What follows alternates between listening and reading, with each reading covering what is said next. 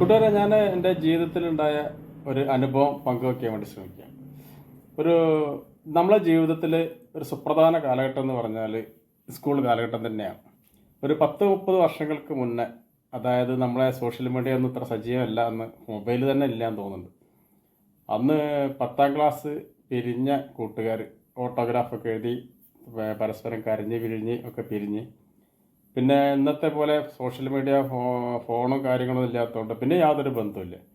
അങ്ങനെ ഒരു 30 വർഷങ്ങൾക്ക് ശേഷം ഇപ്പോഴത്തെ സോഷ്യൽ മീഡിയയോ മറ്റുമൊക്കെ ഉപയോഗിച്ച് പരസ്പരം കണ്ടുപിടിച്ച് ഒരു കൂടിച്ചേരൽ നടത്തുകയാണ്. ആ സമയത്ത് ആ കൂടിച്ചേരൽ തമ്മിൽ കാണുമ്പോൾ പലരും മുഖം ചെറുതായിട്ട് പരിചയമുണ്ട്. 30 വർഷമായില്ലേ, പരിചയമുണ്ട്. ചില ആളുകൾക്ക് പേരുകൾ അറിയാം, പക്ഷെ ആളെ കണ്ടാൽ മനസ്സിലാവില്ല. പലരെയും ഒരു ബന്ധമില്ല.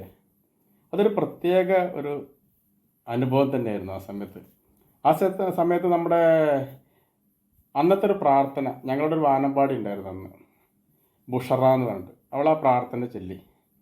ആ പ്രാർത്ഥന: എന്നുമെന്നിൽ നിറയും വെളിച്ചമേ, എൻ കരളിൽ കുടിയിരിക്കണമേ, എൻ്റെ പാദമിടറാതിരിക്കുവാൻ എന്നുമെന്നിൽ പ്രഭാ ചൊരിയണമേ.